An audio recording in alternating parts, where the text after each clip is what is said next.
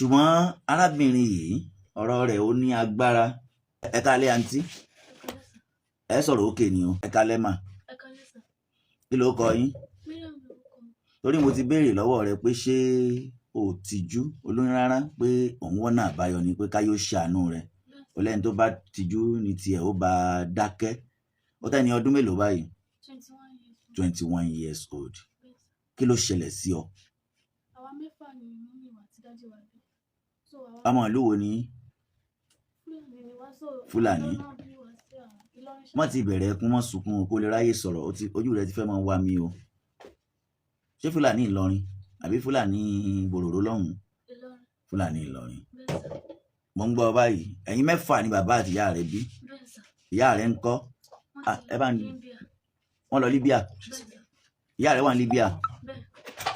Bàbá rẹ̀ ń kọ́? Ní Adó Èkìtì, Òròkó Èkìtì. Kí ló ń tó wá ẹ ṣe torí ọmọ yẹn kó mọ̀ bá wọ́n wà ní Òròkó Èkìtì? Kí ló wá ṣẹlẹ̀ sí ọba? Ọlẹ́yin mẹ́fà nìyá yín bí àti bàbá yín. Ẹsẹ̀ sílẹ̀ yín mẹ́fẹ̀ẹ̀fà tí bàbá àti ìyá yín bí. Ta làkọ́bí? Àkọ́bí ti kú. Mélòó ló ti kú lára yín? Mẹ́fà ni bàbá yín bí, ẹ̀yin mẹ́fẹ̀ẹ̀fà, ẹsẹ̀ sílẹ̀ yín mẹ́fẹ̀ẹ̀fà, síkúsẹ̀ mẹ́ta ti kú lára yín. Nọ́mbà kí ló wà? Obìnrin ni gbogbo yín àbọ́kùnrin? Ọkùnrin làkọ́bí, obìnrin lẹ́lẹ́kejì, èmi lẹ́lẹ́kẹta. So a ní last born náà ọkùnrin, òun náà ti kú. Gbogbo àwọn ọkùnrin tó wà lára yín ti kú? Ó kù ọkùnrin méjì bá àwọn àbúrò mi. Wọ́n ti kú. Kí ló pa wọ́n? Àìsàn crisis ló pa wọ́n. Kí ni ìwọ wá fẹ́ báyìí? So àtìgbà tá tí ń bá kí ní bó ti pẹ́ gan. Operation ni mímí fi bí gbogbo ọkùnrin tán bí, ẹ̀mí ẹ̀rín náà ṣe operation. Àtìgbà tá tí ẹ̀jẹ̀ 16 ni mímí ti donate fún wa. Fún àwa mẹ́ta tó kù. Ẹ̀jẹ̀ 16? Kí ló túmọ̀ ẹ̀jẹ̀ 16? Like wọ́n tán bá ní a ní ìjẹ̀jẹ̀ lọ hospital, àní rẹ́ni gbẹ́jẹ̀ lẹ̀ kò ní sówó. Èmi báyìí bí mo ṣe wáyé ẹ̀jẹ̀ bíi 12 ni mo ti gbà. Hospital wo ló ń lò? Federal Teaching Hospital Ìdó. Department wo? Ní Hematology. Hematology. Wọ́n ti máa attend sí ìwọ àtàbúrò rẹ̀. Èmi àti àwọn àbúrò mi méjì. Tókù. Bàbá rẹ̀ ń kọ́ báyìí? Wọ́n wà ní Òròkó. Ọmọ tó wá wà lọ́wọ́ rẹ̀ ta ń lọ ọmọ bó ló ti rọ́mọ? Èmi àti bàbá àjọṣepọ̀ mi. Kí ló dé níwọ ọmọ 21 years? Bẹ́ẹ̀ ìgbà tí mo tó ní oyún so a lọ ṣe test ní General Hospital Ìlọrin. Kó tó lóyún ẹ̀? Bẹ́ẹ̀ kí tó lóyún wọ́n wá fún wa ní AA result pé ọmọkùnrin wọn AA ni. So ọjọ́ tí mo wá fẹ́ bímọ wọ́n ní surgery ni mo máa ṣe torí ẹsẹ̀ tó ń dùn mí. Wọ́n ní mi lè dàbí pé operation ni màá ṣe. So ọjọ́ yẹn wọ́n wá wá ẹni tó máa donate ẹ̀jẹ̀ fún mi. Wọ́n wá ní pé ọmọkùnrin náà wá donate ẹ̀jẹ̀ fún mi. So ibi kan ti wá tún test ṣe ní Aisha Buhari Hospital ní Ìlọrin ní Ẹyẹnkọrin. Wọ́n wá ibẹ̀ yẹn náà ti wá mọ̀ pé AC ni kò kí ń ṣe AA. Ìyẹn ọkọ rẹ̀? Bẹ́ẹ̀ sà. Kí ló wá ṣẹlẹ̀ sí? So aṣá padà ìgbà tí wọ́n sọ fún mi náà pé ìgbà tí mo bí wọn wọ́n ṣàwẹ́ ní ẹlòmíì tó gbẹ́jẹ̀ lẹ̀. So ìgbà tí ọmọ wa pé oṣù mẹ́ta mo ṣáà máa rí tí ọkọ mi wọ́n máa ń change sí mi gan. Ọkọ mi náà gbọ́ everybody change. Àṣé àwọn ti mọ̀ pé èmi àti ẹ̀ ò lè fẹ́ra. Wọ́n mọ̀ pé jẹ́ yín bára yín ni? Wọ́n mọ̀ pé ẹ̀jẹ̀ wa papọ̀ ipa àlè fẹ́ra bọ̀ wọ́n sọ fún mi. Kí ló wá ṣẹlẹ̀ sí báyìí? Mọ́ṣáláṣí olórí mọ́ṣáláṣí àdúgbò yẹn ní Kásándúgbò Ìlọrin. Ọmọ máa yẹn ló wá pè mí ló sọ fún mi pé wọ́n ní èmi àti Jamiu àlè fẹ́ra pé torí ẹ̀jẹ̀ wa papọ̀. So bó ṣe pè mí lálẹ́ ọjọ́ yẹn ọkọ mi inú mi bàjẹ́ gan.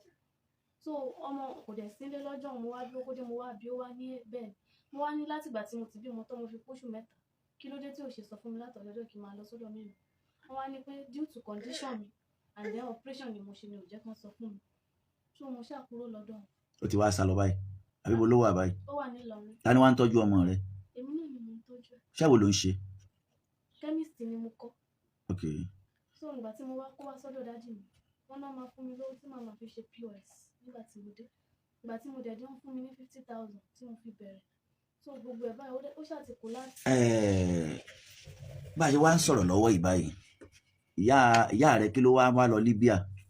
Ó ní sickness kan tí àbúrò mi Ayọ̀mídé sick ní last year. So sickness yẹn lágbára gan. Torí pé owó tán nọ́mbẹ̀ ojú 2.5 million lọ. Torí pé ó jẹ́ ṣẹ̀sì náà. Bẹ́ẹ̀ni gbogbo surgery gbogbo ẹ̀ wà lórí fóònù. owó tán náà tó yẹ pé gbogbo nǹkan tán ní pátá náà ti tà tán rí ọmọ yẹn lórí gbogbo ọdún iléyà tó lọ báyìí hospital Ìdó níbí láti ṣe ìgbà yẹn wà nínú ṣóun kí ló wá mú kí ìyá rẹ̀ sá lọ sí Libya. so ìgbà tán ti ta gbogbo ẹ̀ tí àtijọ́ àti mú ó jẹ́ ìnira so ìgbà tára ẹ̀ wá yá wọn wá kúrò lọ́dọ̀ dáadé mi torí dáadé mi àti mímí wọn ò jọ sí pọ̀ mọ́ tẹ́lẹ̀. so ṣé bàbá rẹ̀ ti fẹ́ yàwó mi báyìí. wọ́n ti fẹ́ yàwó mi wọ́n ti bímọ. ṣẹ́sẹ̀ sí náà àti mọ̀jẹ̀ á sọ̀rọ̀ ọ̀bẹ̀ mu. ó ní woman kan tó introduce wọn sí Libya pé tán bá lọ wọn máa rówó láti fi ránṣẹ́ sí wa láti máa fi tọ́jú wa ìgbà tán máa débẹ̀ báyìí róòdù náà gbá ọlọ́gàn ló yọ wọn. ẹ lọ́ bá mú ọkùnrin tó wà ń ta yẹn wá. ìgbà tán máa ẹ bá mú ọ̀gá yẹn wá. débẹ̀ wọ́n yẹ 6 months wọ́n máa fi san owó. báyìí wọn sì ti san gbèsè wọn tán. ṣé ìyá rẹ̀ wá ló tẹ́ wọn lọ́rùn bí wọ́n ṣe wà ní Libya àbọ̀ náà fẹ́ wálé ni. kò tẹ́ wọn lọ́rùn tó bá bá mi sọ̀rọ̀ bọ́ ìbànújẹ́ ọkàn ló máa ń jẹ́ fún mi àti wálé ó di ìnira òun ò ṣe dúró sí ilé ò ṣe wá. ilé ò ṣe wá. láìpẹ́ wọn rí ọ̀nà àbáyọ láti wá. kí ló wá ẹ̀yin èèyàn bí ẹ ti ń wò wá ẹ dákun mo fẹ́ kẹ́ ẹ ṣe mí lóore lálẹ́ yìí ẹ bá ń ṣe ọmọ yìí lóore kò tọrọ owó tí ó fi jẹun o ń tọrọ owó àlàáfíà ni o ìyá rẹ̀ wá wà ní Libya látìgbà náà báyìí ọ̀hún ò ṣe é dúró sí ilé ò ṣe é wá torí pé kẹ́lẹ́ lálàáfíà nìyá yín ṣe wà ń bẹ̀ ikú yín náà ń kú lọ bóyá tó bá rẹ́ wá réèyàn tó lè ràn ìyá rẹ̀ lọ́wọ́ láti bẹ́ẹ̀ mú ìyá rẹ̀ wá sílé ṣénú rẹ̀ ó dùn.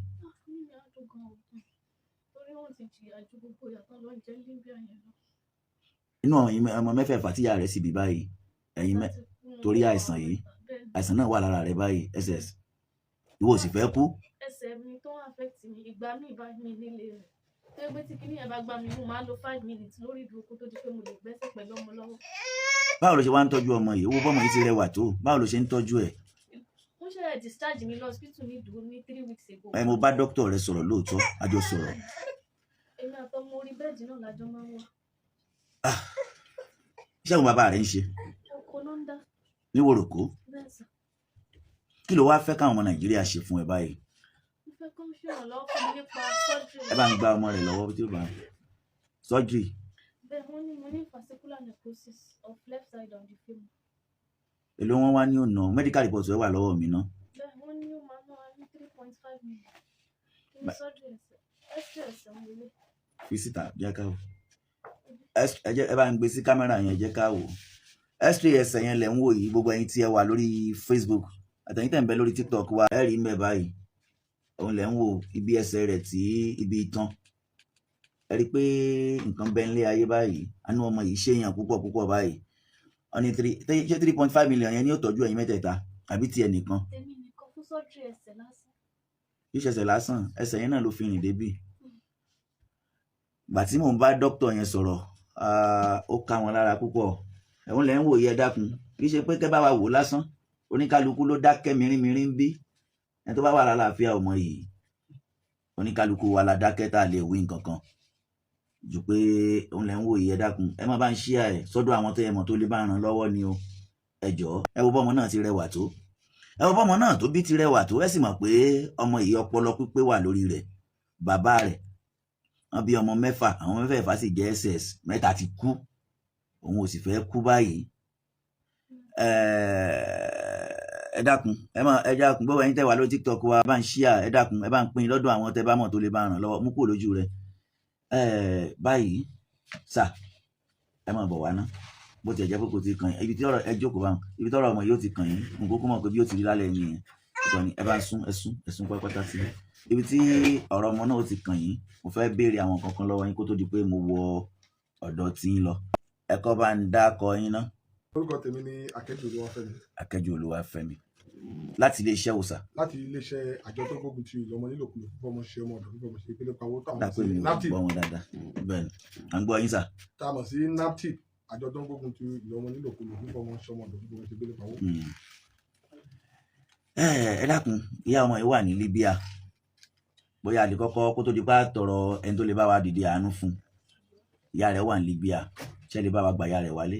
lótú tàbá lẹ́yìn ètò tàbá fọ̀rọ̀ wérọ̀ pẹ̀lú rẹ̀ àwọn nǹkan kan ta nílò láti mọ̀ tó bá lè fún wa fọ́tò ìyá rẹ̀ bí ìrànlọ́wọ́ Ọlọ́run a fi ṣọwọ́ sí àwọn tajọ ń ṣiṣẹ́ à á ṣe ṣẹ́fín gbogbo ayé ń wò yín gidi, àwọn èèyàn ń wò yín, wọ́n sì ń gbọ́ yín káàkiri ayé, wọ́n gbọ́ yín Kogi bá ti ń sọ̀rọ̀ yìí, bẹ́ẹ̀ ni sà, wọ́n gbọ́ yín ìpínlẹ̀ Ọ̀ṣun, wọ́n gbọ́ yín ìpínlẹ̀ Kwara, wọ́n sì ń gbọ́ yín ní apá kan ìpínlẹ̀ Ondo, wọ́n gbọ́ yín wẹ̀dó ayé, àwọn tó ń gbọ́ yín pọ̀ gan o. bẹ́ẹ̀ ni sà.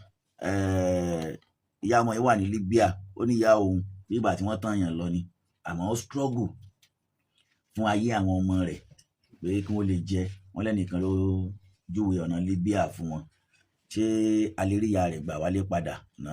olóòtú mo ti sọ tàbí lẹ́yìn ètò ìta bá fọ̀rọ̀ wérọ̀ tá a bá gẹ̀ẹ́tì àwòrán ìyá ẹ̀ tó bá ní nọ́mbà tàbí bóyá nọ́mbà tó fi ti fi pè é ó jẹ́ nọ́mbà òun àbí nọ́mbà tó fi pè Ṣé máa ń bá yín, ìyá rẹ̀ máa ń bá yín sọ̀rọ̀ dáadáa? é tá a bá rí pẹ̀lú ìrànlọ́wọ́ Ọlọ́run olóòtú mo fi ń dá yín lójú. Tó bá sì jẹ gbèsè sọ́hun nǹkan tí o ti parí gbèsè rẹ̀, à á gbà padà. ẹ gbà padà. À gbà. Ẹ ṣé, à ń padà bọ̀ lọ́dọ̀ yín, ẹ jókòó yín bẹ́ẹ̀ ń sà. Kí tiẹ̀ ló kọ rẹ yẹn ná? Mariam, onífúlàní ni ọ́? Fúlàní Ìlọrin. Eléyìí ẹ dákun ẹ̀yin èèyàn, àwọn iṣẹ́ Fúlàní tí wọ́n ń jiyàn gbé o. Ẹ bá ti wojú rẹ̀ náà, ẹ wo bọ́mọ rẹ̀ ti rẹwà tó. Ẹ jọ̀ọ́, ọ̀rọ̀ rẹ̀ lágbára. Ta ló lè bá ràn án lọ́wọ́? Medical report ẹ̀ fi ìta káyé rí, ó wà ń bí. Abímbọ́lá Ayọ̀tọ̀mídé Àyànníyì, wọ́n ní NAPTIP Nigeria come and help this lady. Ẹ ṣé, medical report ẹ̀ rí Federal Medical Center, ẹ mọ̀ pé nùdó láwà yìí. Ẹni tí ó bá parọ́ ló ní àbí ẹ bá wọn ti máa ń pòwe yẹn ná. Wọ́n ní tí wọ́n bá ń jó lórí omi, wọ́n ní ká lọ kéru rẹ̀ wá. Èmi àti dókítà tí ó issue kínní yìí a sọ̀rọ̀. Ẹ jọ̀ọ́, medical report ẹ̀ rí, ẹ sì rí gbogbo àlàyé tí ń ṣe látàárọ̀. Ẹ dákun ẹ jọ̀ọ́, bọ́mọ yìí ò ṣe ní kú, táwọn àbúrò rẹ̀ náà ò ṣe ní kú. Ẹ dákun, òun ló ṣe pàtàkì sí wa, ó sì fẹ́ ṣiṣẹ́ abẹ, kínní yẹn ti àfẹ́tẹsẹ̀ ẹ̀ kan.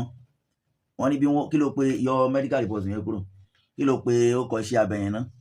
Wọ́n ní hip replacement, wọ́n ní mo ní particular necrosis. Ìwé mélòó ló kà? Secondary. Ló ti ó ṣe tán? Ẹ jọ̀ọ́, gbogbo ẹ̀yin ọmọ ará ayé, ẹ dákun, a lè rẹ́ nìkan tó lè bá ran ọmọ yìí lọ́wọ́ tí ó bá ń ṣàánú rẹ̀. Mo bẹ̀bẹ̀ ló kọ Ọlọ́run, kò wọ́kọ̀ o, kò wọ́kọ̀ o, kò wọ́kọ̀ o. Lóòótọ́ ló lọ́kọ òun ti dọ́gbọ́n jó òun lẹ̀, ṣùgbọ́n báyìí kò wọ́kọ̀. Àlàáfíà ló ń ti ń wá lọ́wọ́lọ́wọ́ báyìí. Tó bá wá lálàáfíà àtàn tọmọ rẹ̀ dàgbà, ó wá lè hùn bóyá tó bá hùn láti lọ́kọ mi fine.